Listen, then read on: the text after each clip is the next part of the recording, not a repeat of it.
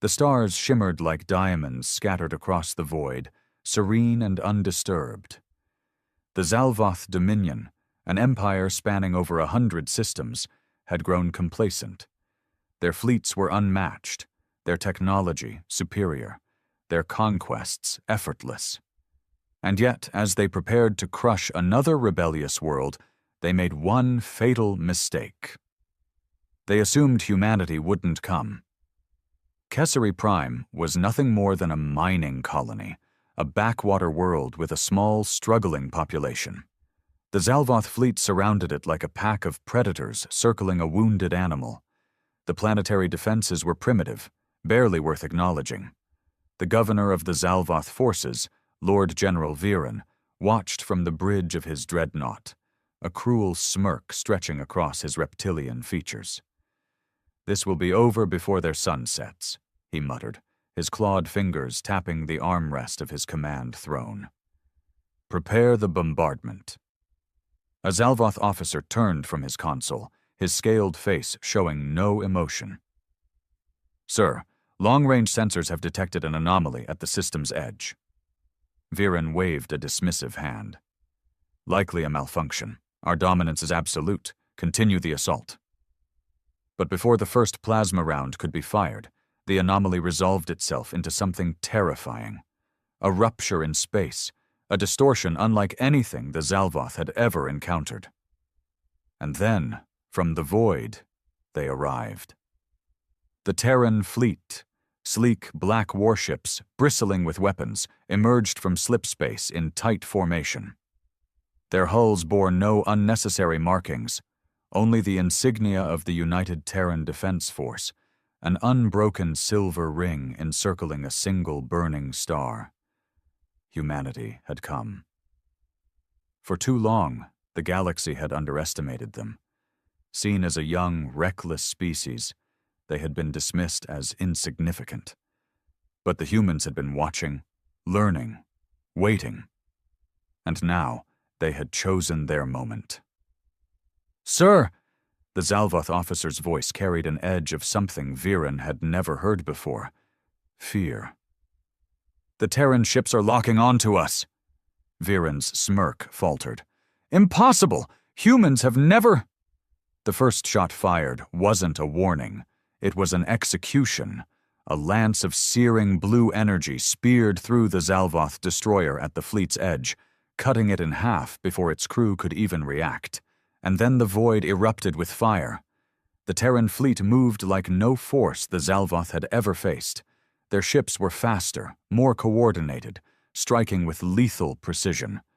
While the Dominion had relied on sheer numbers and overwhelming brutality, humanity had perfected something far deadlier: efficiency. Viren watched in stunned silence as another Zalvoth cruiser was torn apart by a barrage of hypervelocity rounds, its armor shredded like paper. He barely had time to bark an order before the next explosion rocked his dreadnought, sending tremors through the deck. This is not possible," he snarled. "They should not be here." But they were, and they weren't stopping. For the first time in centuries, the Zalvoth Dominion found itself on the defensive. Their mighty fleet, feared across the stars, was being torn apart by the one species they had dismissed as weak. The humans weren't just fighting, they were hunting, and they were winning. Viren gritted his teeth, watching the Terran fleet tear through his forces like a storm of steel and fire. He had underestimated them. The Dominion had underestimated them. And now they would all pay the price. Panic rippled through the Zalvoth fleet like a virus. Their carefully maintained formations crumbled under the relentless assault. What should have been an easy conquest was rapidly turning into a massacre. Lord General Viren gripped the armrests of his command throne, his claws digging into the metal. This wasn't how it was supposed to go. This wasn't how wars were fought in the Dominion. Battles were meant to be one-sided, swift, merciless. The enemy was supposed to kneel, not strike back with terrifying precision. "Pull back to the second defense line," he barked, His officers scrambled to obey, sending hasty commands through the chaotic channels. The remaining Zalvoth warships broke away from the wreckage of their comrades, forming a desperate defensive perimeter. Plasma turrets swiveled, missile bays unlocked, shields roared to life. But the humans didn't pause. They didn't hesitate. A squadron of Terran frigates punched through the gaps in the Zalvoth formation like knives through flesh. Their weapons didn't just disable, they annihilated. The humans fought like they had something to prove. Viren narrowed his eyes. No, not something to prove, something to avenge. "Sir," a comms officer's voice trembled. "We've lost contact with 2 more warships, and our jamming fields aren't working. They're bypassing all electronic interference." Viren's scaled brow furrowed. Impossible. The Dominion had dominated every species it encountered. No one had technology beyond their own. But humanity wasn't just another species, and that terrified him. A new transmission crackled through the Dreadnought's command deck, forcing itself through the Dominion's encrypted channels like an uninvited guest. "Zalvoth Fleet, this is Admiral Elias Rains of the United Terran Defense Force." The voice was calm, unyielding. "You have one chance. Leave the system immediately, or be reduced to debris." Silence swallowed the bridge. No one spoke. Even Viren felt his throat tighten. A demand from a human. He slammed his fist against the armrest, standing so abruptly his command chair screeched against the floor. "They dare demand terms from us?" His second-in-command hesitated. "Sir, we are significantly outgunned. Our reinforcements are hours away. The Terran fleet is an annoyance," Viren growled. "Not a threat. We hold our ground." But deep down, he knew that was a lie. The Zalvoth Dominion had never encountered a force like this before. The humans weren't relying on brute force or superior numbers. They were surgical, efficient, and worst of all, they were relentless. Another explosion rocked the Dreadnought as the Terran battleships pressed forward, their cannons hammering into Zalvoth shields, tearing apart once mighty warships like they were made of brittle glass. Viren's confidence faltered. His fleet was dying, and for the first time in his long military career, he felt something cold wrap around his chest. Fear. The Zalvoth fleet was unraveling. The once proud warships of the Dominion, known across the galaxy as unstoppable engines of conquest, were now reduced to burning wrecks. Debris drifted through the void, the shattered remains of vessels that had once brought entire civilizations to their knees. Lord General Viren could hardly process what was happening. His mind refused to accept the sheer brutality of the human assault. The Dominion had faced resistance before. Rebellions, uprisings, even coordinated fleets of defiant species clinging to their worthless independence. But nothing like this.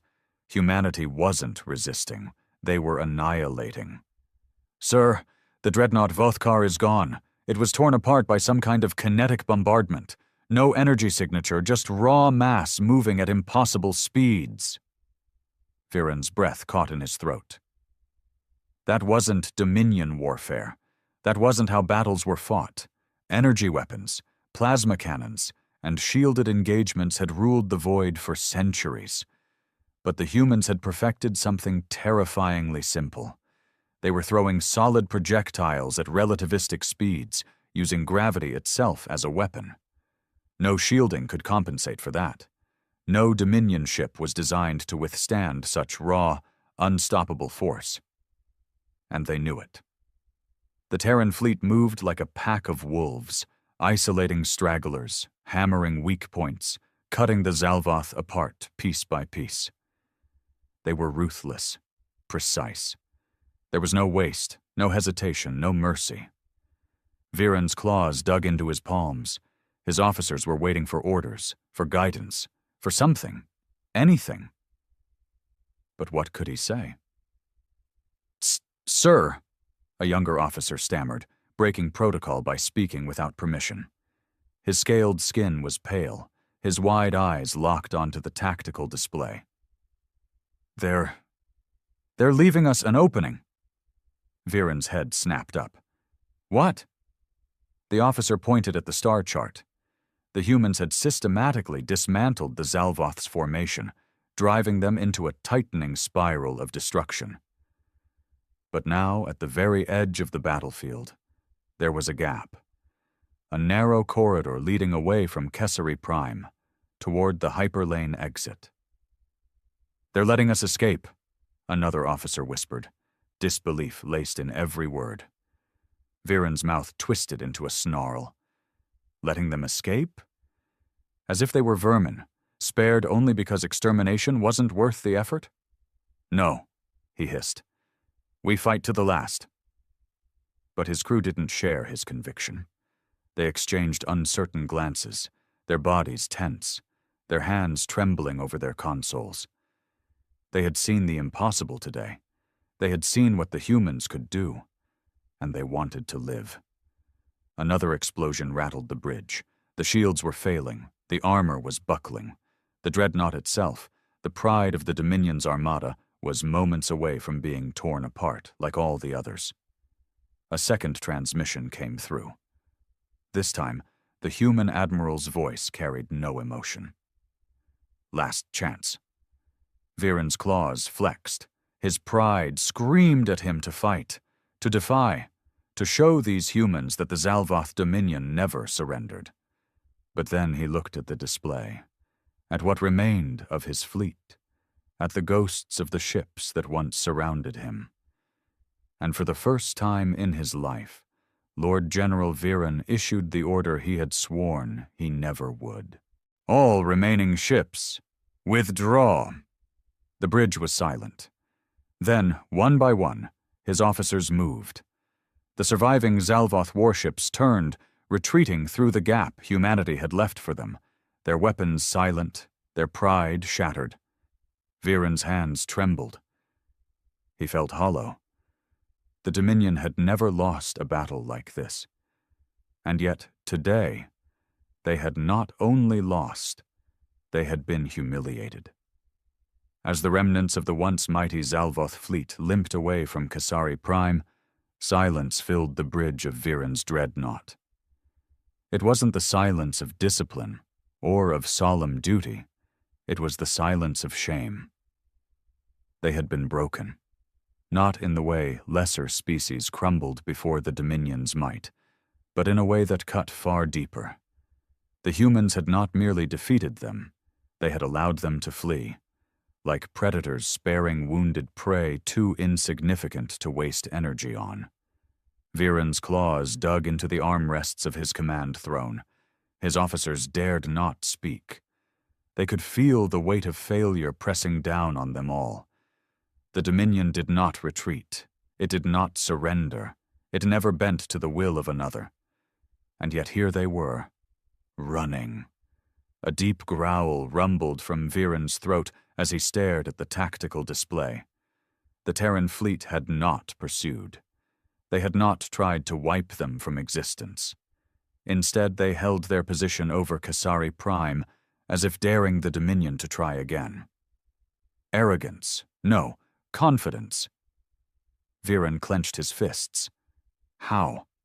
How had they grown so powerful, so capable? Humanity had been dismissed as an upstart species, one of many scattered civilizations with potential but no real threat to the galactic order. They lacked numbers. They lacked expansion. They lacked fear. But now the truth was undeniable. The humans were beyond fear. A comms officer hesitated before speaking. Lord General, shall we transmit a report to High Command? Viren's eyes narrowed. What would he even say? That the Dominion's most elite fleet had been slaughtered? That a single Terran armada had reduced them to fleeing cowards? That humanity, the barely acknowledged species, had just rewritten everything the Zalvoth believed about their dominance? That report would come later. But first, he needed to understand what had just happened. His claws tapped against the armrest in slow, methodical movements. "We will return to Zalvoth Prime," he said at last. "No word of this is to leave this ship until I say otherwise." The officers exchanged wary glances, but obeyed. The Dominion's honor had already been tarnished today.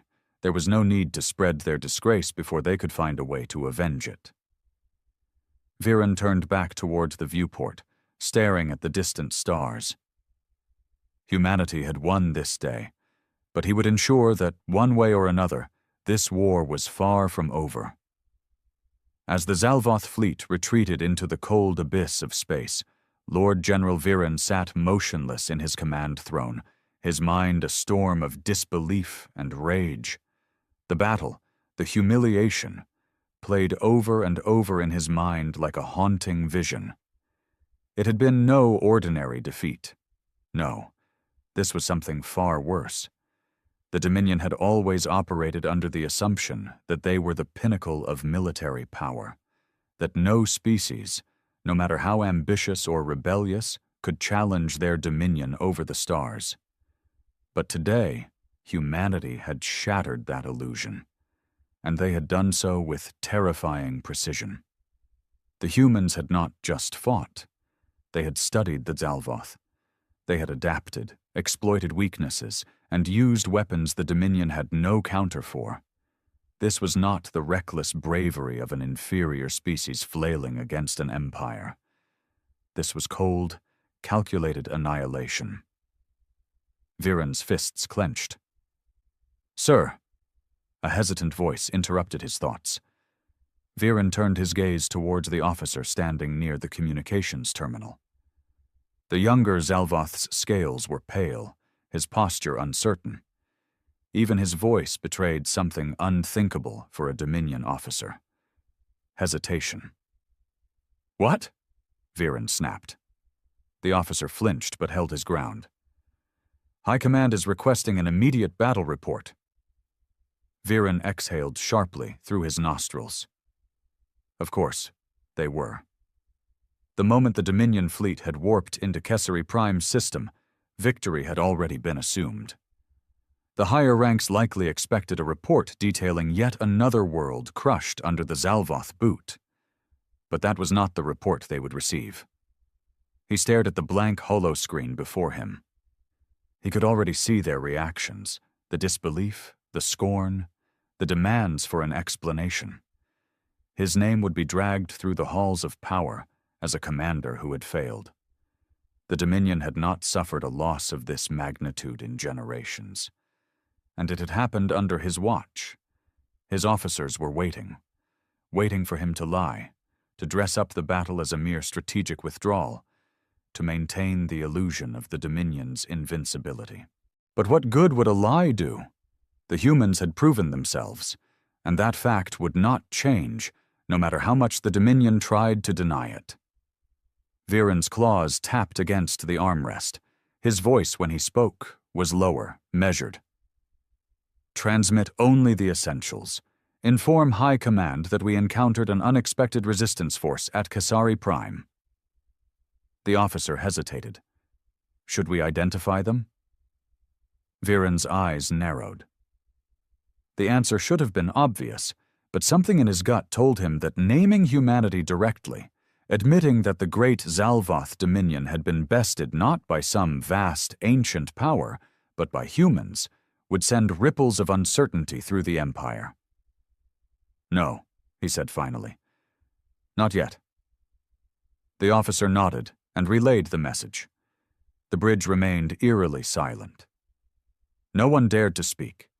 They all understood what had happened today, and despite their best efforts, none of them could escape the truth. Viren turned back toward the viewport. Kessari Prime was now a distant speck of light, but he could still see the Terran fleet in his mind's eye, watching, waiting, daring the Dominion to return.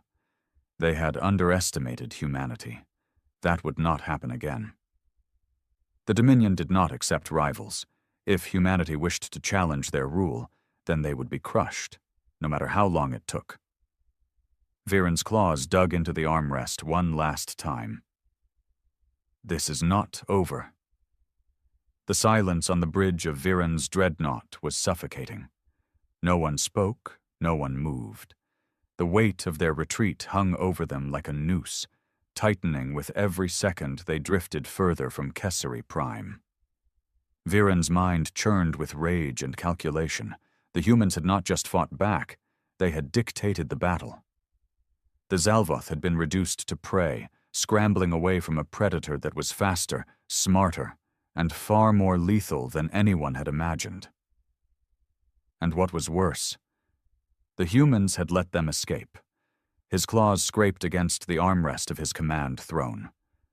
This humiliation would not stand.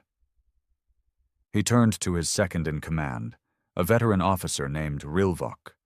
The older Zalvoth's expression was as tight as his own, his posture rigid with barely contained anger. Good. At least he wasn't the only one burning with the desire for vengeance. Rilvok, Viren said at last, his voice controlled but laced with menace. I want everything we have on humanity. Rilvok's reptilian eyes flickered with understanding. You mean their fleets, technology, military history? Viren's nostrils flared. Everything. I want to know where they came from, how they built those ships, how they fight. I want to know why we didn't see this coming. And most of all, he leaned forward, his voice lowering to a dangerous growl. I want to know how to kill them.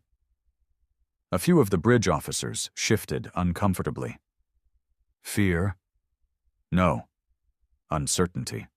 None of them had ever considered humanity to be a true threat before today. The idea of an extended war with them was something no Zalvoth had ever entertained, because it wasn't supposed to be possible. Rilvok nodded sharply. I'll gather what we have. But, sir, if I may speak freely? Viren narrowed his eyes. Go on. Rilvok hesitated for only a moment before stepping closer. We have always treated lesser species the same way.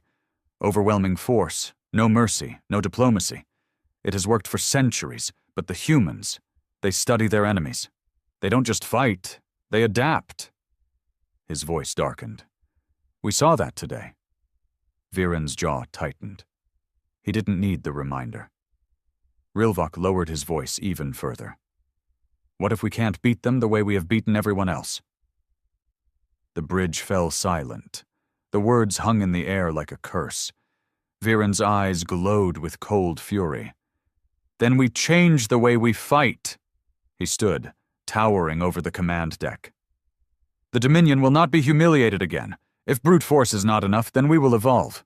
We will match their cunning with our own. We will learn their weaknesses. We will break them before they ever have a chance to break us. He turned back to the viewport, staring into the infinite black of space, where somewhere, out there, the human fleet still lingered. They thought they had won. They thought the Dominion would fear them now. But all they had done was light the fire of vengeance. Prepare for our return to Zalvoth Prime, he ordered. His voice carried across the bridge like the toll of a war drum. And inform High Command. Humanity is no longer an insignificance. His eyes narrowed. They are a threat. And threats had only one fate. They were eradicated. The journey back to Zalvoth Prime was long, but it was far from silent. The surviving officers of Viren's fleet worked in tense, focused efficiency, knowing full well what awaited them upon their return. The Dominion did not tolerate failure, and today had been the greatest failure in generations. Viren sat in his private chamber aboard the dreadnought, staring at the holographic projection before him. The image displayed the tactical readouts of the battle over Kessery Prime, replaying every devastating moment in brutal clarity. Each ship lost, each maneuver countered, each moment where humanity had dominated them. His claws curled into a fist. The humans had been underestimated for too long. That mistake would not be repeated. A chime at his door interrupted his thoughts. Enter, he said, his voice low and cold. Rilvok stepped inside, holding a data tablet. His expression was grim, his posture tense. He placed the tablet on the table between them and activated it. A series of reports, intercepted transmissions, and intelligence briefings flickered to life. "This is everything we have on humanity," Rilvok said. Viren leaned forward, scanning the information. They had been a fractured species for most of their history, locked in wars against themselves, clawing their way through technological advancement, through conflict and desperation. Yet, against all odds, they had unified under a single banner when they reached the stars. Not because of peace, but because the void beyond had forced them to. "Wars against their own kind," Viren murmured, reading further. "Endless bloodshed. And yet they survived." "They did more than survive," Rilvok corrected. "They thrived. Their military advancements accelerated at an alarming rate, faster than any other species in known history. Every war they fought made them stronger. Every loss turned into a lesson. And most concerning of all—" He paused, as if uncertain whether to continue. Viren's eyes darkened. "Speak." Rilvok exhaled. "They don't just fight wars to win, Lord General. They fight wars to end their enemies. Permanently." Viren stiffened. He had suspected as much. The humans had not come to Kessari Prime with the intention of a simple battle. They had come with the intent to send a message, a warning. And it had been received. "Their fleets are smaller than ours," Rilvok continued. "Their empire is not as vast, but their weapons, their tactics, superior in ways we did not anticipate. They do not fight for conquest. They fight to survive, and that makes them dangerous." Viren's jaw tightened. The Zalvoth Dominion had ruled through strength and fear. Every species they encountered had fallen in line, crushed beneath their might. Until now. Until humans. Viren tapped his claws against the table, his mind racing. If the Dominion's usual tactics would not work, they would need a new strategy, a different approach. He had seen firsthand how the humans fought, how they thought. And if they thought the Dominion would simply lick its wounds and hide, they were gravely mistaken. He looked up at Rilvok. "Prepare a full-scale analysis of their fleet, their weapon systems, their battle formations. If they have weaknesses, we will find them. If they do not, we will create them." Rilvok nodded. "And if High Command refuses to act?" Viren's lips curled into a snarl. "Then High Command is a nest of fools." He rose to his full height, eyes burning with determination. "The humans believe they have won, that we will fear them now, but fear is a weapon we wield better than they do." His claws traced the outline of the Dominion's insignia on his armor. "This is not over."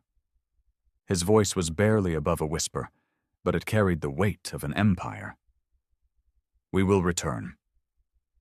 And when they did, humanity would learn a lesson no species had ever survived. The Dominion never forgave a slight. The halls of the Dominion's War Council were carved from obsidian stone, their towering pillars stretching toward a ceiling lost in shadows.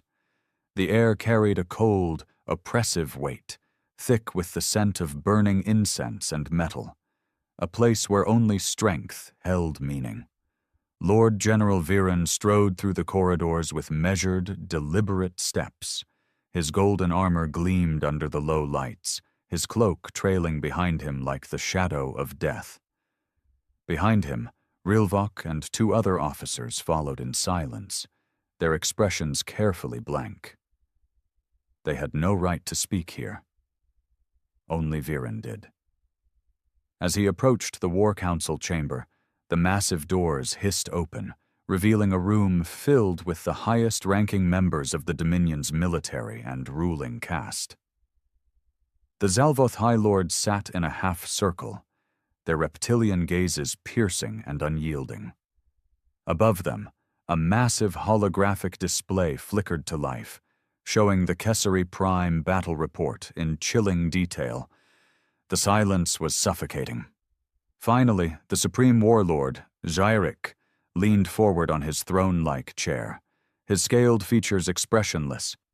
He had ruled the military for over a century, and in all those years he had never seen a failure like this. His voice, when he spoke, was slow and dangerous. "Explain this disgrace." Viren did not bow. He did not kneel. He was not some pathetic wretch groveling for forgiveness. He was a commander, and he had come not to apologize, but to warn. "We were unprepared," he admitted. "Humanity is stronger than we anticipated, more advanced, more dangerous." A ripple of cold laughter echoed through the chamber. One of the High Lords, a battle-scarred veteran named Krythos, sneered. "Humans? Dangerous? You expect us to believe they bested the Dominion?" Viren met his gaze with cold fury. "Yes." The laughter died. Gyrich's fingers tapped against the armrest of his throne. "You speak as if they are our equals, Lord General." Viren's jaw tightened. "They are worse than that." Murmurs swept through the chamber. Some of the older warlords scoffed. Others remained silent, watching him carefully. Rilvok, standing just behind Viren, took a slow breath but said nothing. This was dangerous territory. To admit that the Dominion had found an enemy it could not immediately crush was to challenge everything the Empire stood for. Gyrich's piercing gaze studied Viren. "Then tell me, Lord General, if they are such a threat, why did they not finish you?"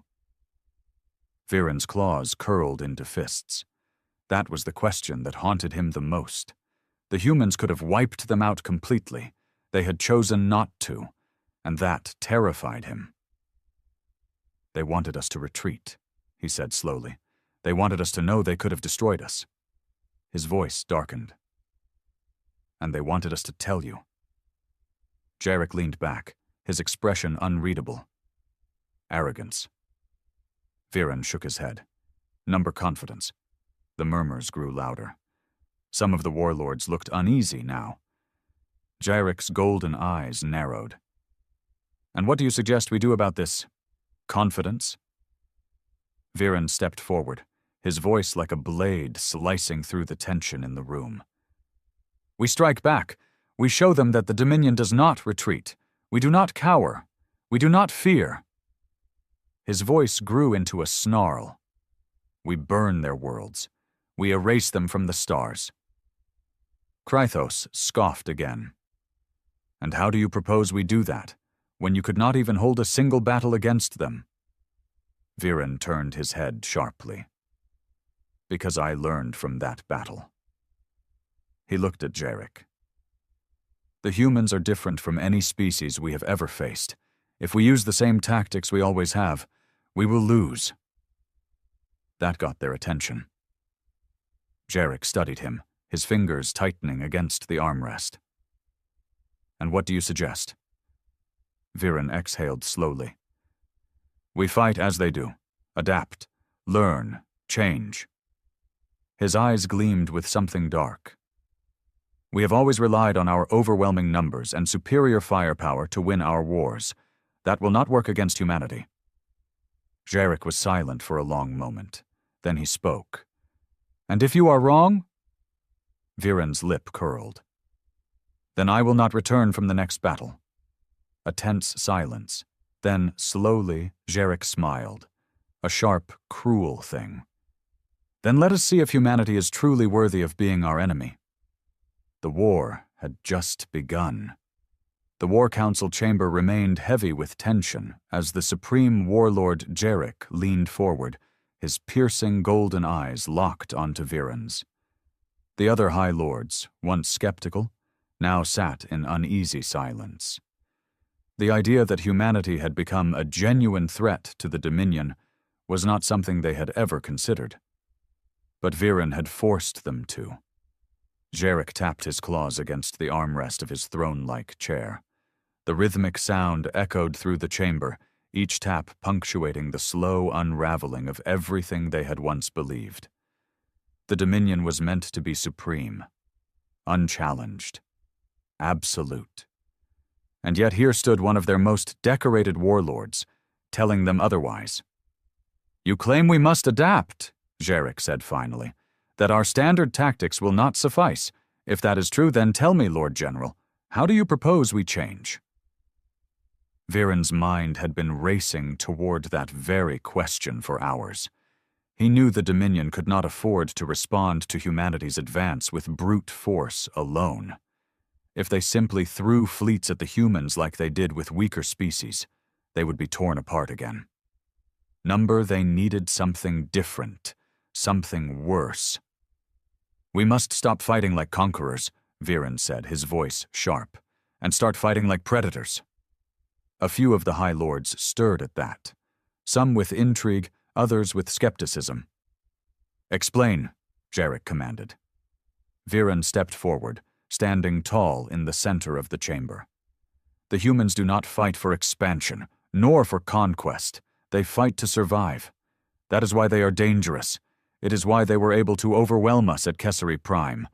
Their entire species has been forged in war.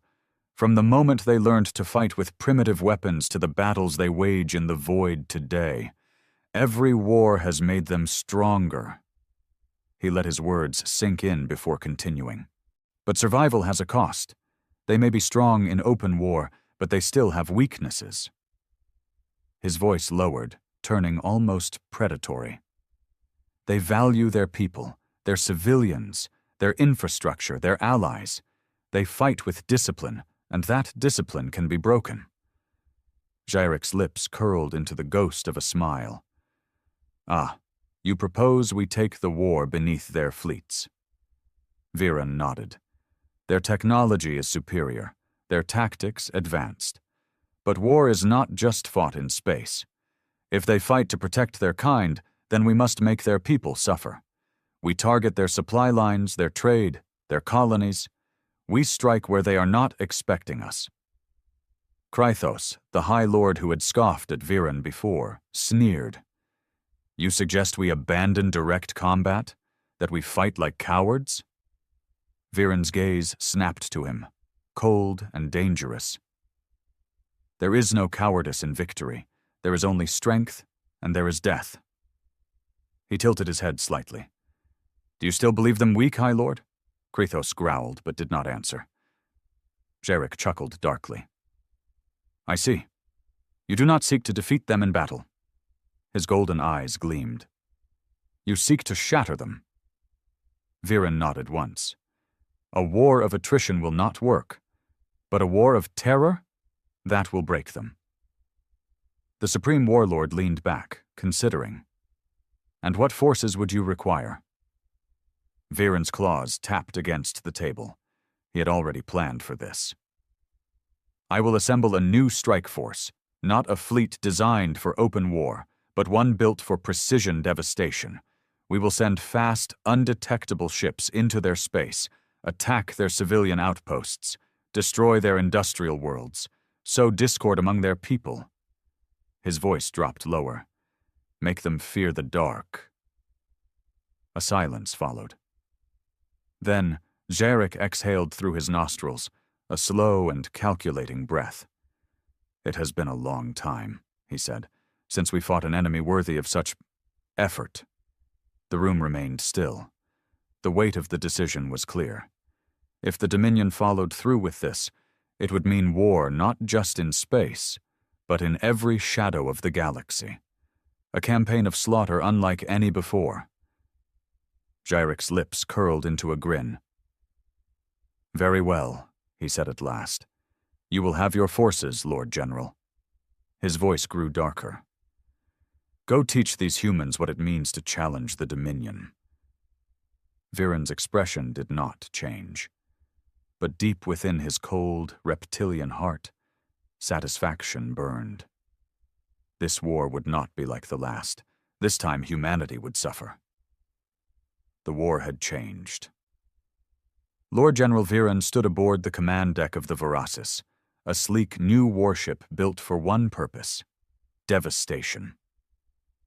Unlike the massive dreadnoughts of the Dominion's standard fleet, the Voracis was a predator in the dark, equipped with the latest in stealth technology, sensor disruption fields, and specialized weaponry designed for fast, precise strikes.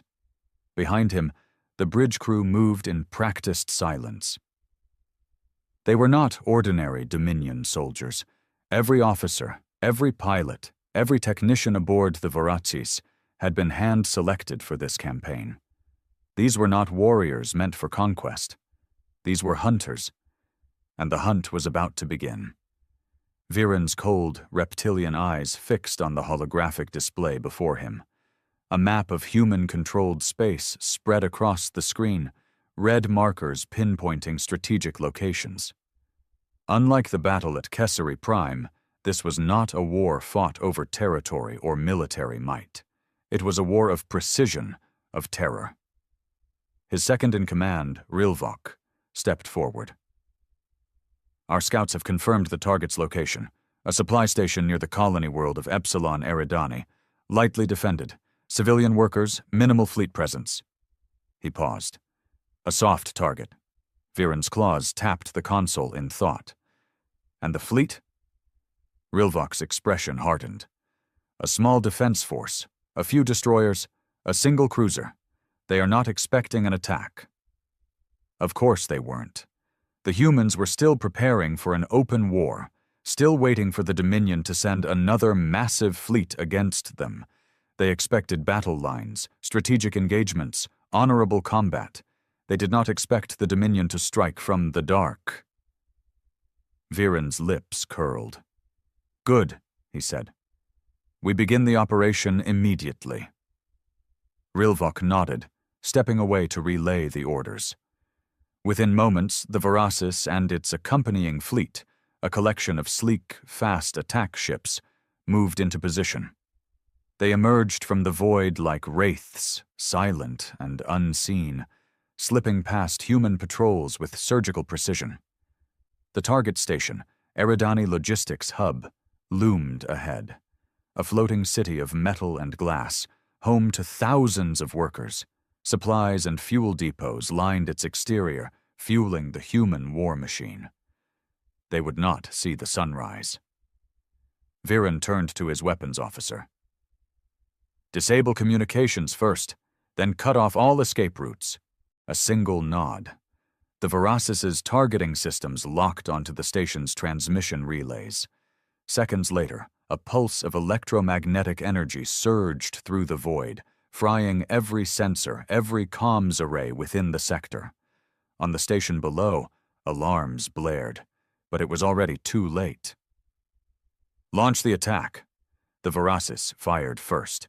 A concentrated volley of kinetic rounds slammed into the station's core infrastructure, rupturing metal, tearing through supply bays, sending flames and debris spiraling into the void.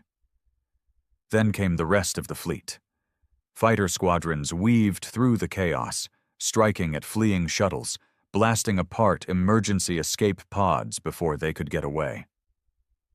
Bombing runs tore through civilian quarters, reducing entire sectors of the station to wreckage in seconds.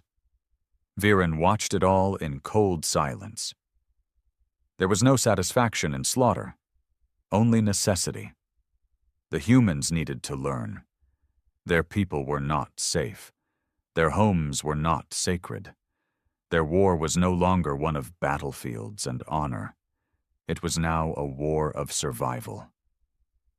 A human distress signal flickered through the wreckage, weak but defiant. This is Eridani Logistics Hub. We are under attack. Repeat, we are under attack.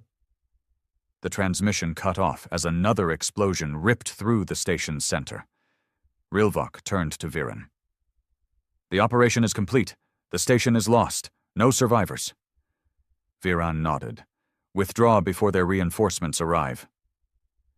The Dominion ships vanished into the void, leaving nothing but burning debris in their wake. Hours later, across human space, the news spread. The Zalvoth Dominion had struck not at their fleets, but at their people. The rules of war had changed, and humanity had just been given its first lesson. The galaxy trembled as the news spread. The attack on Eridani Logistics Hub had not been a battle, it had been a massacre. Thousands of civilians, wiped from existence in minutes, no warning, no chance to fight back. Humanity had always known war, but never like this. Never with such cold, calculated brutality. Admiral Elias Rains stood in the war room of the United Terran Defense Force, his face grim as the footage played on the holoscreen before him. The wreckage of Eridani Logistics Hub floated in the void, burning oxygen fires flickering in the darkness. No survivors. He clenched his fists. He had seen war, fought in battles, lost friends. But this was different. This was something far worse. This was terror. The Zalvoth Dominion had changed the rules. They no longer sought a war of fleets and soldiers. They sought to break humanity, to make them cower in fear, to force them into submission through sheer horror. But they had made a mistake, a terrible, final mistake. They had underestimated what happened when you made humans afraid. He turned to his officers, his voice like steel. "Send the order. No more waiting. No more restraint." His eyes burned with cold fire. "If the Dominion wants total war, then we will bring it to them." The humans had been patient. They had fought defensively. They had tried to play by the old rules. No more. The Zalvoth had struck in the shadows, believing themselves hunters. But they had forgotten one truth. Humanity had always been at its most dangerous when it had nothing left to lose. And now? Now, there would be no mercy. Across the stars, Terran fleets mobilized. Factories roared to life, producing warships, weapons, and soldiers at a pace unseen before. The humans did not fight for conquest. They did not fight for power. They fought for survival. And when they fought for survival, they became the most terrifying force the galaxy had ever seen. The Dominion had begun this war, but humanity would end it. The Galactic Council had always dismissed Earth as a harmless backwater world, a planet filled with primitive creatures who fought among themselves, squandered their resources, and barely managed space travel beyond their own moon. For centuries, the ruling species of the galaxy, the Cathari, the Draal, the Vortian, viewed Earth as nothing more than a curiosity, an unimportant world in the vast sea of stars. The Cathari, a race of towering, crystalline beings, had once surveyed Earth millennia ago and deemed it biologically unremarkable. The Draal, cybernetic warlords who had conquered a dozen star systems, saw Earth as a primitive rock unworthy of conquest. The Vortian, an ancient species with near-immortal lifespans, found humans too reckless, too emotional, too unpredictable to be of any significance. And so, Earth was left alone. But all of that changed the day the Rulzaran Empire made the mistake of invading. The Rulzarans were a brutal, war-hardened species, their empire stretching across hundreds of worlds. They were conquerors, believing that only the strongest had the right to exist. They had crushed the Trelkan uprising in a matter of days, reduced the proud Balinari race to servitude, and even driven the fierce Gorathians into extinction. When their warships entered the Sol system, they expected the same easy victory. They were wrong. The first strike came swiftly. Orbital bombardments turned entire cities into rubble, leaving millions dead within hours. The Galactic Council watched from a distance, assuming Earth would fall like so many others before it. They expected humanity to surrender. Instead, humanity fought back. Within hours of the invasion, human forces responded with a ferocity that shocked the galaxy. They weren't just defending their world, they were attacking. Every inch of ground was contested with sheer determination. Every street turned into a battleground. The Rulzarans expected submission, What they got was defiance. The Council had seen planetary resistance before, but this was different. Human pilots, flying machines far inferior to Rule-Zaran warships, began ramming into enemy vessels in suicidal attacks. Infantry fought in brutal, close-quarters combat, using anything they could, guns, knives, bare hands, to take down their enemies. And when nuclear warheads were launched against the invaders, it sent a message that chilled even the most hardened council members. Humans did not fear destruction. For the first time in their history, the Rule-Zarans hesitated. Their ships, their armies, their overwhelming technological superiority, it didn't matter. The humans didn't fight for conquest or survival alone. They fought with something the galaxy had never understood before: sheer, unbreakable will. Then, the humans retaliated. Their scientists, engineers, and strategists, once mocked as primitive, began adapting alien technology at an alarming rate. They didn't just fight back. They learned, they improved, and they turned the enemy's weapons against them. Within weeks, human strike teams infiltrated Rule-Zaran command ships. Within months, entire Rule-Zaran fleets were being ambushed and destroyed. The Galactic Council watched in horror as the impossible happened. Earth wasn't falling. The Rule-Zaran Empire was. One by one, their colonies burned. Their warships were hunted down and obliterated, and soon the unthinkable occurred. The Rule-Zaran homeworld, the heart of their mighty empire, was left defenseless, and the humans, in their relentless pursuit of vengeance, unleashed hell upon it. The war was over. The Rule-Zarans were no more. And now the galaxy looked at Earth with new eyes. The Council once thought Earth was harmless. Now they understood the truth. Earth wasn't just another planet. It was a warning. In the aftermath of the war, the galaxy fell into uneasy silence. The once mighty Rule-Zaran Empire had been erased from existence, their fleets shattered, their homeworld reduced to an uninhabitable wasteland. No one had ever seen a species rise so quickly, adapt so ruthlessly, and retaliate with such relentless fury. The Galactic Council held an emergency summit, their halls filled with hushed whispers and nervous glances. The Cathari, the Vortian, the Draal, and the dozen other dominant species of the galaxy now faced a terrifying truth. Humanity was no longer an overlooked anomaly. They were now the single most unpredictable force in the universe. "They are not like any species we have encountered," said High Chancellor Voshtal of the Vortian. "They do not break. They do not surrender. And worse—" He paused, his glowing green eyes narrowing. "They learn." The Cathari delegate, his crystalline form pulsing with nervous energy, nodded. "The humans took the invaders' technology and improved it. That is what frightens me the most. They did not simply resist the Rule-Zarans. They consumed them. The Draal warlord, a cybernetic nightmare of steel and flesh, growled, "We should have eradicated them when we had the chance." The chamber fell silent at his words. That was the unspoken thought lingering in every mind. Earth had gone from an afterthought to a threat overnight. And yet, despite the fear, no one dared make the first move.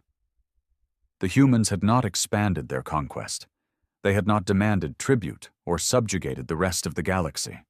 They had taken their vengeance, and then they had stopped. That, more than anything, unsettled the Council. Humans weren't driven by the same hunger for power that the Draal thrived on, nor the calculated territorial expansion of the Vortian. No, humanity had proven they were something far worse. They were unpredictable. And then the message arrived. A single transmission sent from the newly rebuilt capital of Earth. It was short, simple, and more terrifying than a declaration of war. "We remember."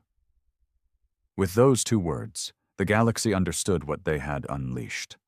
Earth had been attacked, humanity had been underestimated, and now every species knew if another empire ever made the mistake of threatening them again, there would be no mercy.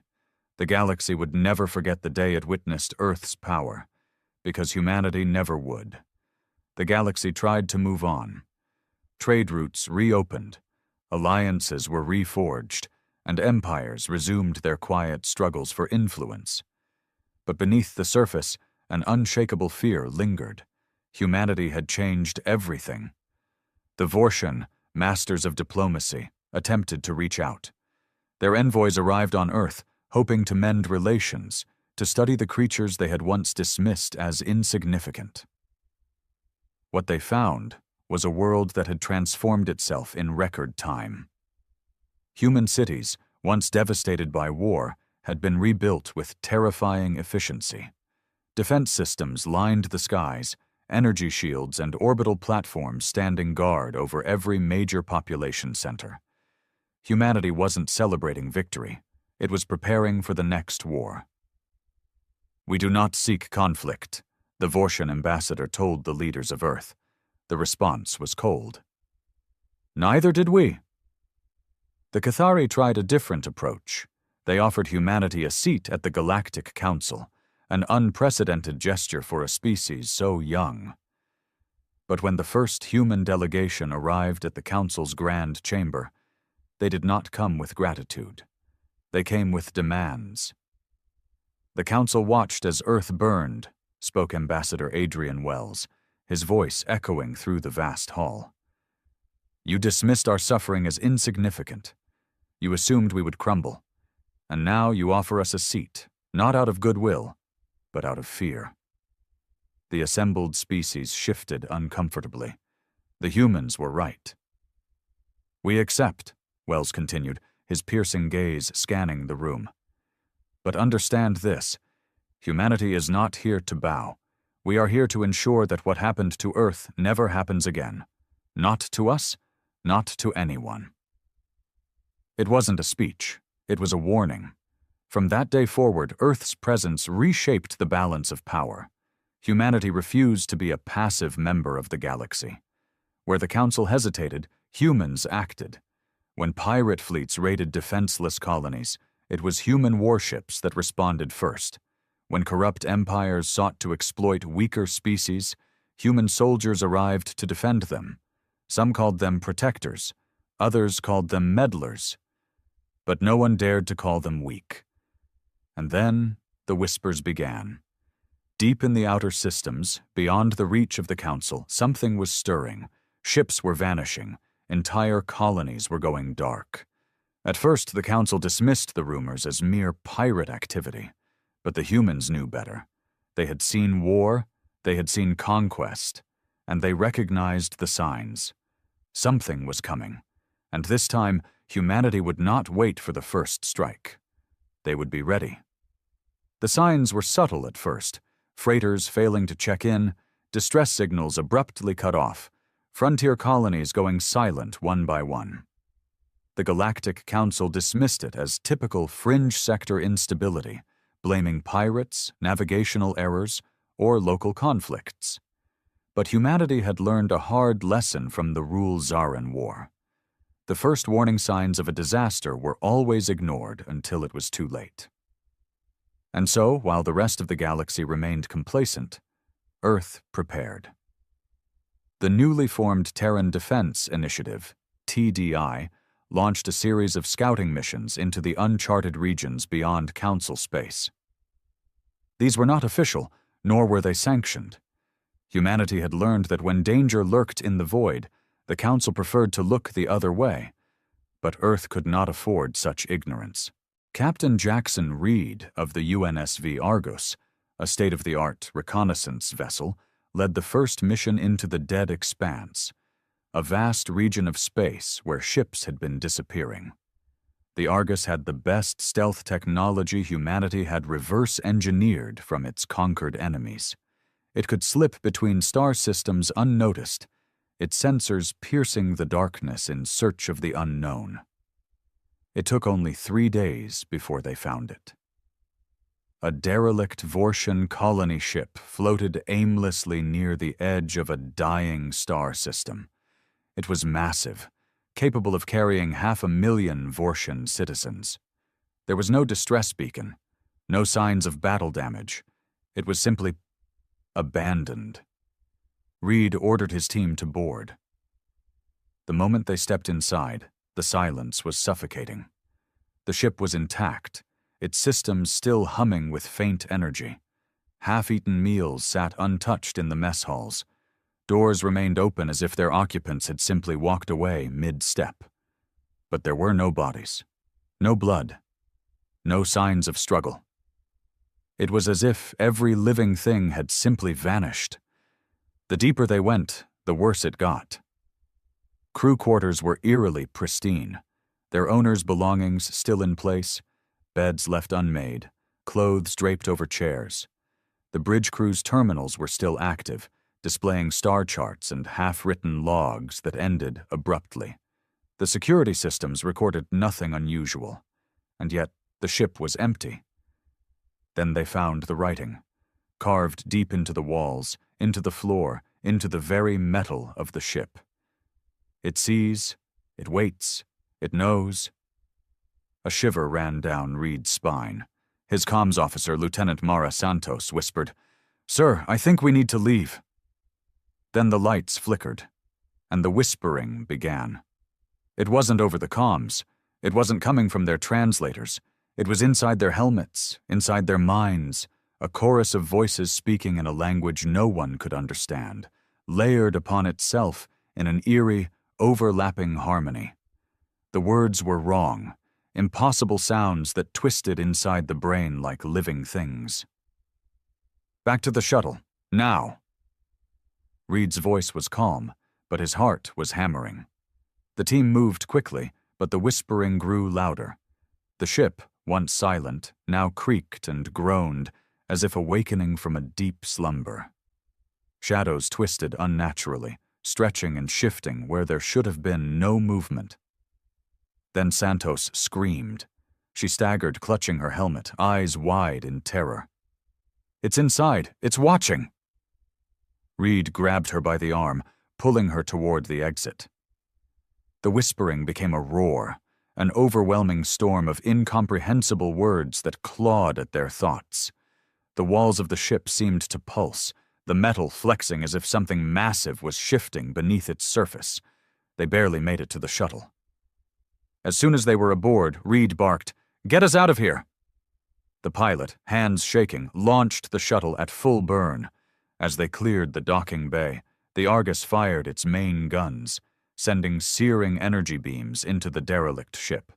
It shuddered, the metal screaming as it twisted inward, folding into itself as if being devoured by an invisible force. Then it was gone. Not destroyed, not exploded. Just gone.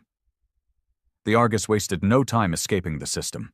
Reed's report to High Command was marked urgent, existential threat potential. Within hours, Earth's leadership convened an emergency meeting. The galaxy believed it was at peace. Humanity knew better. Something was in the void. Something ancient, something patient. And now it knew humanity had seen it. The briefing room aboard the UNSV Titan was silent. It was the kind of silence that came when people were faced with something too big, too terrifying to fully comprehend. Captain Jackson Reed sat at the head of the table, his hands clenched as he replayed the footage from the Argus's mission. The council representatives sat in stunned horror, their faces pale, their bodies tense. The Vortian ambassador, High Chancellor Voshtal, had not spoken since the recording began. His species had ruled for millennia, witnessing wars, disasters, even planetary extinctions, but nothing like this. The Vortian colony ship had been one of their largest and most advanced. It should have been impossible for it to simply disappear. And yet, it had. "This cannot be real," the Cathari delegate muttered, his crystalline body dimming in distress. "There is no force in this galaxy capable of that." Reed leaned forward. His voice was steady, controlled. Then explain what happened, because I saw it with my own eyes. My crew felt it. The Vortian finally spoke, his voice barely a whisper.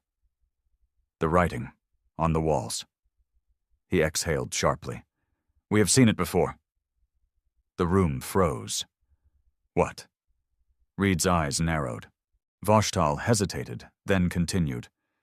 It is ancient, older than our records, older than even the Drawl archives. There are legends of entire civilizations vanishing without a trace, but we always believed they were myths. He paused. We call it the unseen. A chill settled over the room. The Drawl representative scoffed, but there was a nervous twitch in his mechanical eye. Superstitious nonsense. Some kind of anomaly, a spatial collapse, an unknown weapon? Do we have a weapon that can do this? Reed interrupted, locking eyes with the Drawl warlord. The alien's response was silence. Reed pressed on. This is not a myth. We found that colony ship. It wasn't destroyed. It was empty. And then, it wasn't there anymore. He took a slow breath. If your legends are true, then we need to know everything. Voshtal hesitated again. Then, finally, he spoke. Long before our time, there were others, he said. Empires that spanned the stars, species that ruled unchallenged. They believed themselves invincible. His eyes darkened. Then, one by one they vanished. No war, no destruction, just gone. Reed frowned. And no one thought to warn the rest of the galaxy? They did. Voshtal's voice was grim. They left messages, the same words your people found on that ship. It sees, it waits, it knows. Silence. It was the Cathari who finally broke it.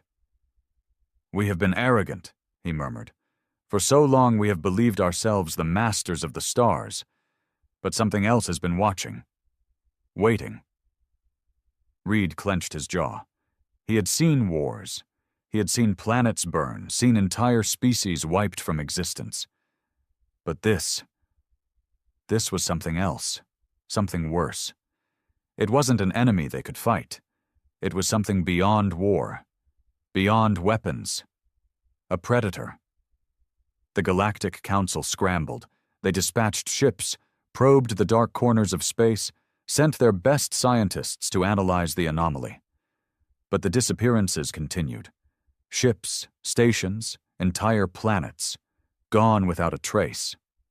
And then the message came. It wasn't transmitted through radio waves. It wasn't intercepted by any known system. It appeared all at once in every database, every console, every starship across the galaxy.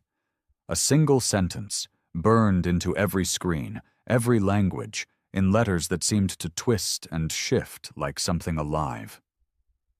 You have been seen. Humanity had spent so long proving itself to the galaxy, showing that it was not weak, not to be underestimated. Now, they had the galaxy's attention. But something else had noticed them, too. And it was coming. Panic spread like wildfire. The message had appeared everywhere at once. Every species, every colony, every station, every single being in the galaxy had seen those words. You have been seen. There was no known technology that could have accomplished this. Not even the most advanced civilizations had the ability to bypass encrypted networks on a galactic scale. The message wasn't a threat. It wasn't a demand. It was something far worse. It was a statement of fact. For the first time in recorded history, the Galactic Council declared a state of universal emergency. Armadas were mobilized, colonies fortified, and border systems evacuated. But where would they run? What were they even preparing to fight? No one knew, except humanity. The moment the message appeared, Earth's response was immediate. The Terran Defense Initiative initiated Protocol Black, a plan that had been theorized but never used until now. Every major city was placed under martial law. Every military asset was deployed. Every scientist, engineer and strategist was called upon to prepare for what was coming. Humanity had learned far too late that they had not been alone in the dark. They had never been alone. And then the first world vanished. It was a Drawl colony, home to over 7 billion souls. There was no warning, no distress calls, no signs of an attack. One moment it was there. The next, its star system was empty. No debris, no wreckage, no survivors. It had simply ceased to exist. The Drawl were not an emotional species. They were warlords, conquerors, a civilization forged in battle. But now, they were afraid. The Vortian homeworld was next. The Vortian were among the oldest races in the galaxy. They had survived supernovas, galactic wars, extinction-level catastrophes. Their planet had stood for millions of years. It was considered untouchable, and yet within a single breath of time, it was erased. Not destroyed, not invaded, just gone. The Council fell into chaos. Entire fleets went dark. High-ranking officials disappeared. The galactic economy collapsed overnight. What was once a collection of proud, warring species had been reduced to terrified, scrambling survivors. And all the while, the messages continued. You have been seen. You have been measured. You have been found wanting. Then came the nightmares.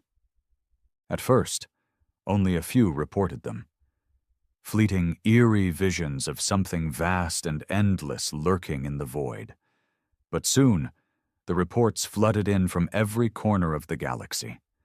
Creatures without form. Shadows that slithered through the edges of consciousness. A presence that could not be described, only felt. No one knew what it was, only that it was watching. And then Earth received a second message. This time it wasn't broadcast to the galaxy. It did not appear on every screen. It was sent directly to humanity. Only humans saw the words. Only humans heard the voice. You are different. It was the first and only time the message had changed, and that was what terrified humanity the most. The rest of the galaxy had been judged. And now the question remained. Would humanity be spared? Or had they merely caught the interest of something far, far worse? The universe had gone silent.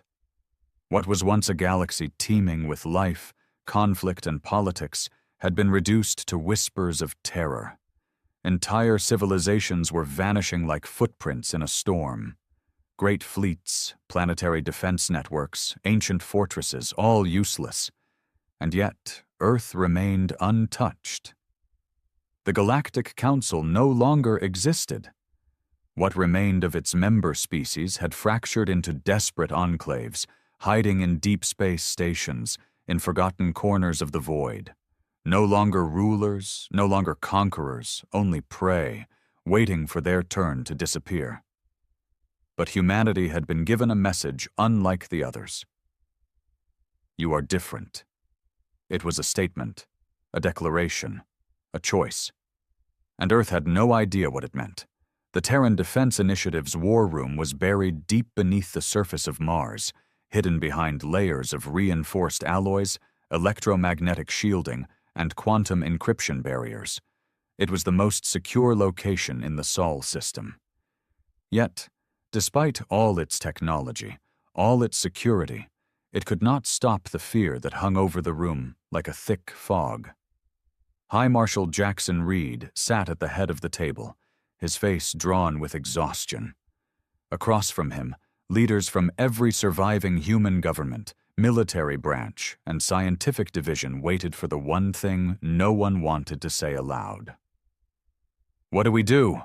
Admiral Vasquez, commander of Earth's orbital fleets, slammed her fist against the table. We need to act first. Strike before it does. Strike at what? Snapped Dr. Arthur Liang, lead researcher of TDI's Xenothreat Division. Do you even understand what we're dealing with? This isn't an enemy we can fight. It doesn't use ships or soldiers or weapons. It just takes. We don't know that, Vasquez growled. "We don't know anything."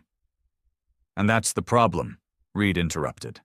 His voice was steady, but there was an edge of something else. Something dark. "The rest of the galaxy was wiped away like dust, and yet we're still here. Not because we're stronger, not because we're smarter." He exhaled. "Because it chose to leave us." A cold silence followed. President Darius Okoye of the Terran Union, one of the few civilian leaders still in power, steepled his fingers. "Then the question we must answer is simple," he said slowly. "Why?" Dr. Liang hesitated before speaking. "There is a theory." "Spit it out," Vasquez said. Liang licked his lips. "What if it doesn't see us the way it saw the others?" His voice lowered. "What if, to it, we're not like the rest of the galaxy? What if we're something new?" Reed frowned. "New how?" Liang hesitated again. "Humans have something no other species does. It's not intelligence, it's not technology." He met their eyes. "It's adaptation," Vasquez scoffed. "Every species adapts." "No, not like us." Liang leaned forward. "We don't just adapt to survive. We adapt to win. The Rulzarans invaded, and we didn't just fight back. We stole their technology, turned it against them, and wiped them out. Every time humanity has faced extinction, we evolved into something stronger, more dangerous. We refused to die." The room was silent. Liang continued, his voice shaking slightly. "Whatever this thing is, it erases entire species without a trace. But us?" He swallowed. "We see it. We feel it. Maybe we're the first ones who've ever noticed it watching. And maybe—" His voice dropped to a whisper. "Maybe that means we have the ability to fight back." Reed leaned back in his chair. The thought was unsettling. If Liang was right, then humanity wasn't being ignored. They were being studied, tested. And the worst part? They had no idea what would happen if they failed. Then the lights flickered. The room went dark, and a new message appeared on every screen. "You were right." A chill ran through Reed's spine. Liang paled. "Oh no.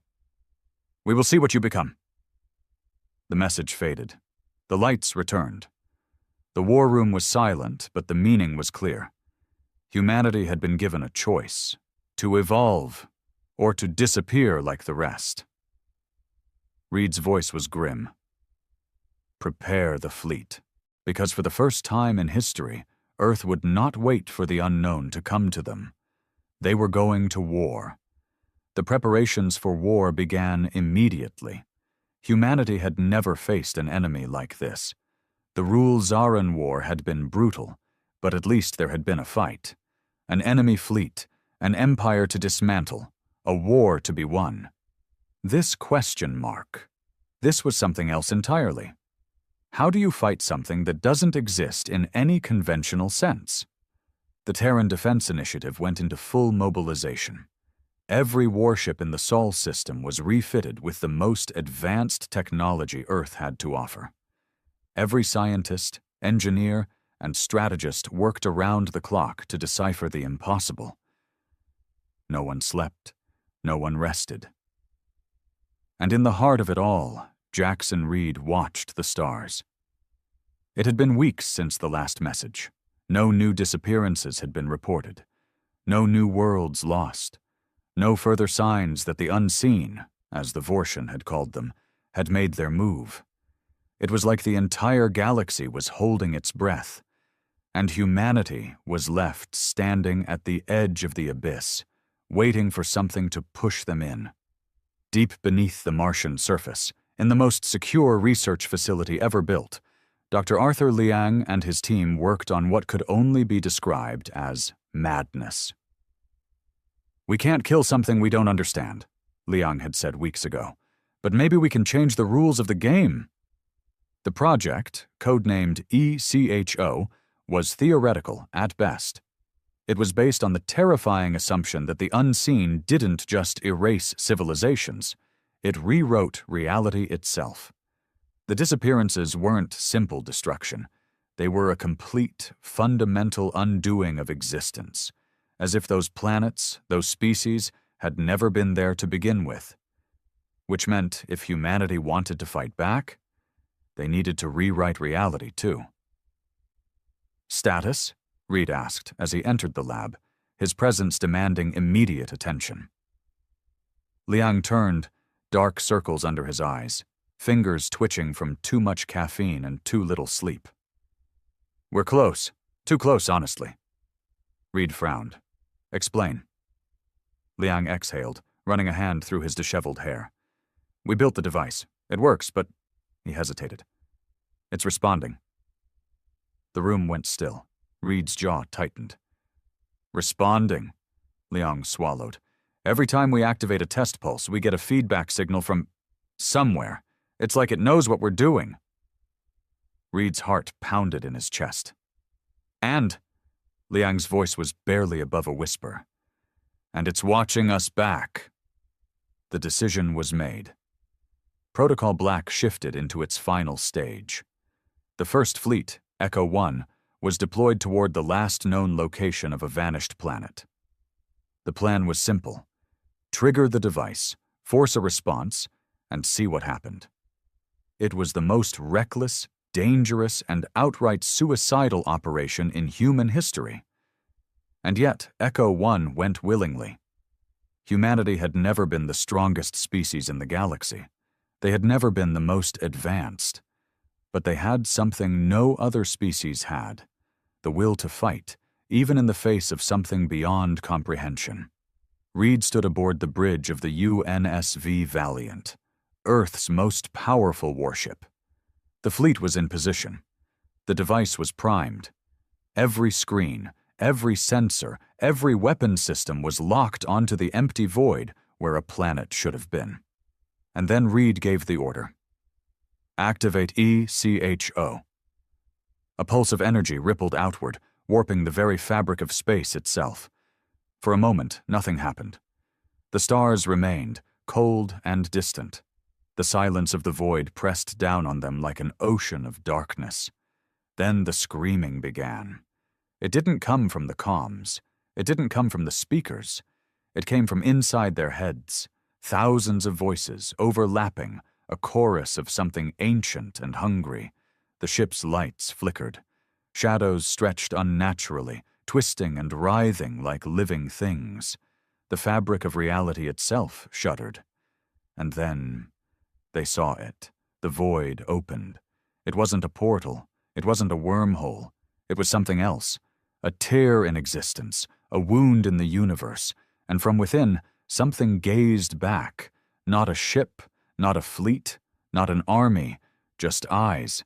Too many to count, too large to comprehend. Reed felt his mind fracture under the weight of that gaze. His body locked in place, his thoughts unraveling. It was looking at him. It was looking at all of them. And then, for the first time in its unknowable existence, it spoke. "Show us." The void pulsed. The ship's systems went dead, and the fleet was gone. Earth waited. The last transmission from Echo 1 was received 6 hours ago. No response since, no signs of the fleet. They were alone, or so they thought. Then a single transmission came through. One word, a single whispered message. "Survive." The transmission was traced. It was coming from the Valiant, and the Valiant no longer existed in known space.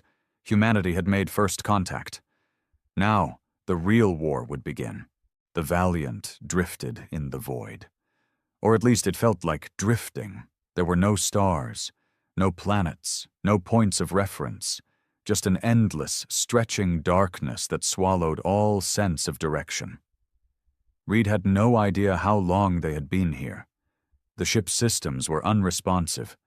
The crew was silent, their minds still reeling from the sheer wrongness of whatever had just happened. And yet, he was still alive. That was the first sign that something had changed.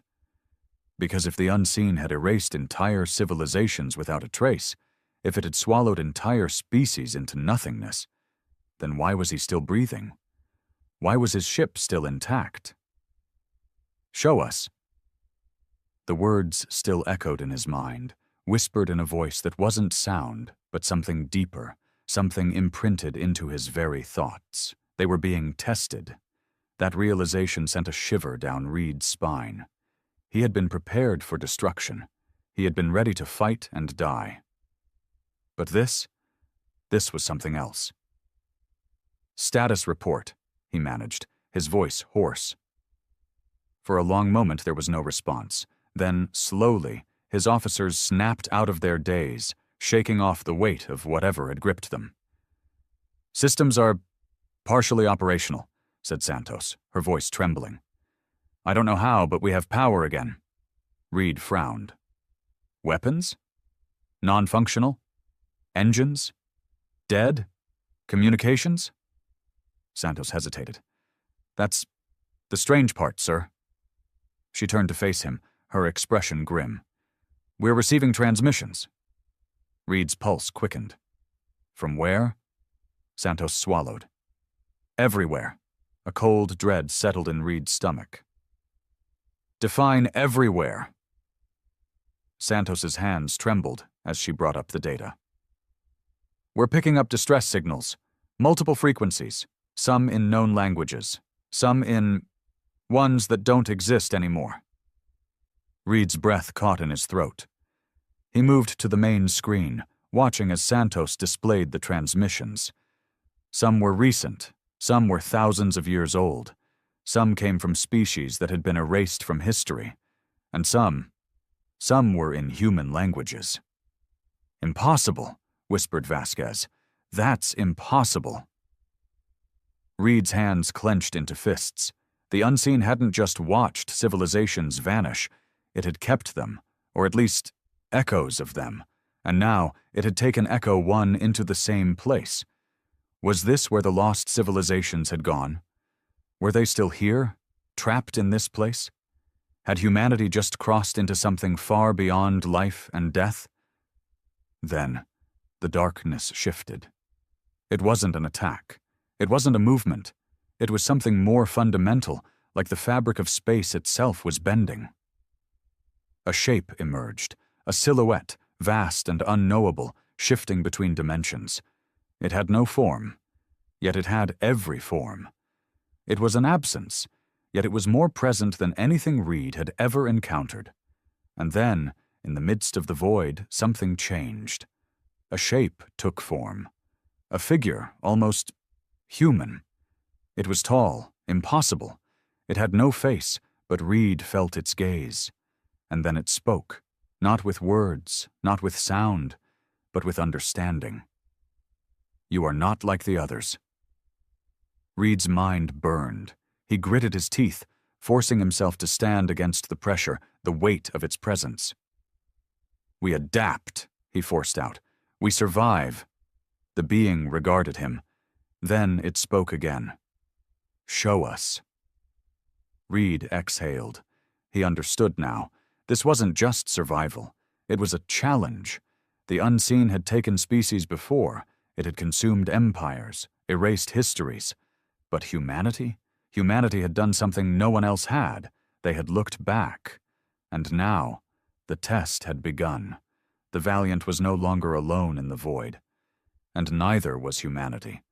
Because whatever came next, the fate of the entire galaxy depended on what they did now. The void pulsed. It wasn't light. It wasn't sound. It was something deeper, something Reed's mind struggled to comprehend. The figure, if it even was a figure, remained motionless, but the space around it shifted. The very laws of reality bent and twisted like they were being rewritten in real time. And then, the pressure returned.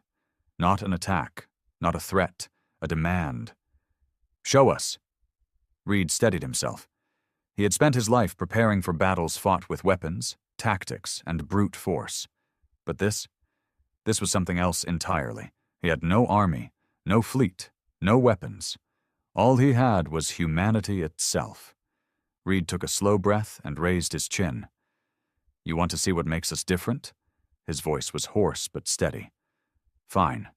then watch. The Valiant was still adrift in the void, but its systems were slowly flickering back to life. Santos worked furiously at her console, her hands flying over controls as she attempted to make sense of the data pouring in. "We're reading gravitational distortions across multiple spectra," she said. "This place, it isn't space as we know it. It's like we're inside." "A construct," Liang finished.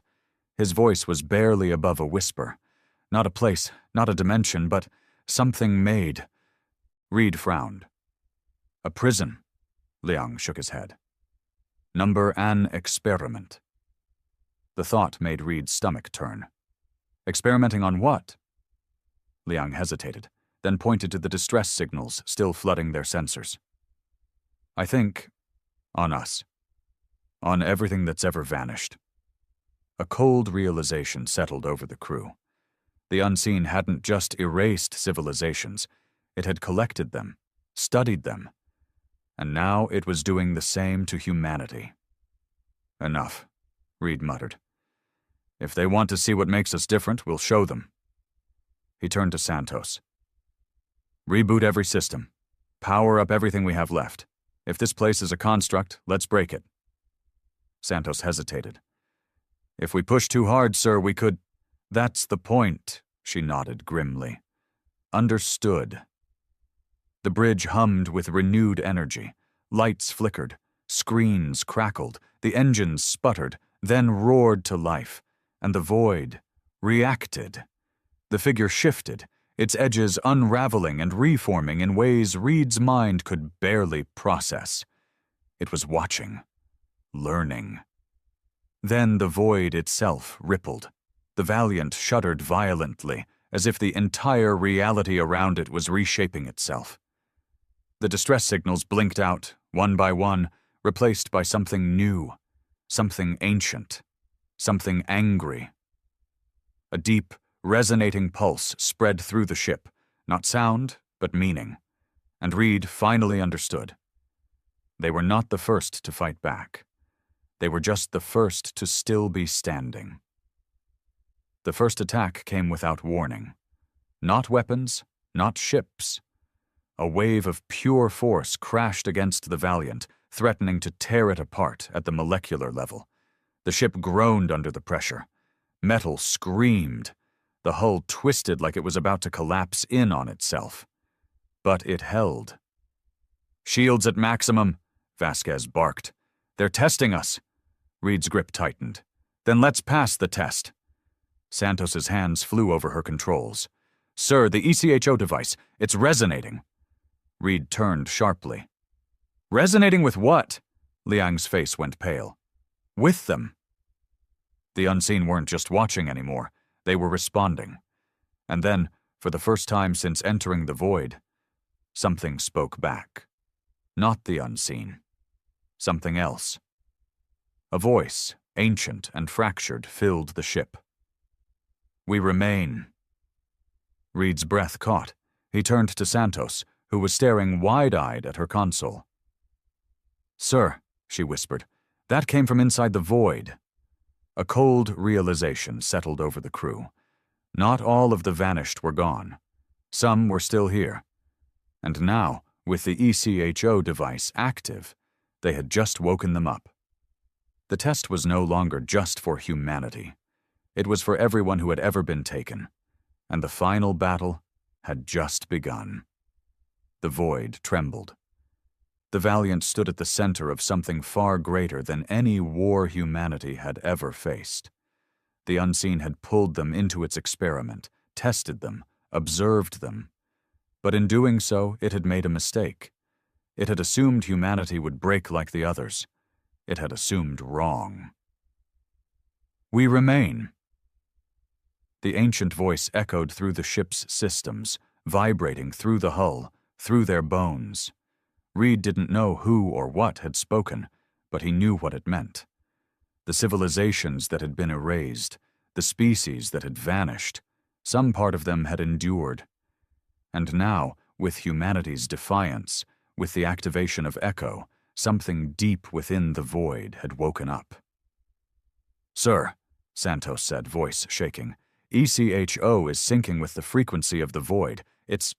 God, it's aligning with whatever's trapped here. Liang's hands trembled over his console. It's rewriting the parameters of this space. If we push it further... Do it, Reed ordered. Liang hesitated only for a second before slamming his hand down on the control panel. The Valiant shuddered as ECHO surged to full power. A pulse of energy rippled outward, not just across space, but across reality itself. For the first time, the void around them cracked. And then, the shadows screamed. It wasn't a sound. It was a presence, a wave of sheer rage and confusion. The unseen had never lost control before. It had never failed in its experimentations. Until now. Shapes twisted within the void, writhing in unnatural, shifting patterns. They weren't ships. They weren't beings. They were something else, something vast, something beyond matter. But they were not invincible, because humanity had just rewritten the rules. The moment Echo reached full synchronization, the void fractured. A blinding light split the darkness, searing through the unseen like a wound across the fabric of existence. And from that light, the lost returned. Ships began to reappear, flickering into existence, some ancient, some new. Planets long thought erased flickered at the edge of reality, trying to return. The voices that had whispered in the void, trapped for eons, rose in unison. The test was over. Humanity had passed. And now the unseen faced something it had never encountered before. Resistance. The void shook as something vast, something angry, surged back against its captor. The lost civilizations, the forgotten species, whatever traces of them remained, they fought back. Reed watched in awe as the darkness recoiled. The unseen had devoured for so long, watching, measuring, consuming. It had been unstoppable. Until now. Humanity had done what no other species had. They had looked back into the abyss, and they had taught the abyss to fear. The Valiant re-emerged into real space with a violent jolt. One moment they were trapped in the void. The next they were home. Earth, the Sol system, the stars as they were meant to be. The crew sat in stunned silence, the hum of the ship's systems the only sound. "Are we?" Santos trailed off, eyes wide. "Are we back?" Liang stared at the readouts. "We are. But..." Reed turned. "But what?" Liang hesitated. Then, slowly, he turned his screen toward Reed. The galactic map was different. Planets that had been lost were back. Systems that had been erased from records had returned. And deep in the void, where the unseen had ruled for eons, there was nothing. Not silence, not darkness, just emptiness. Whatever had existed there before was gone. Reed exhaled slowly.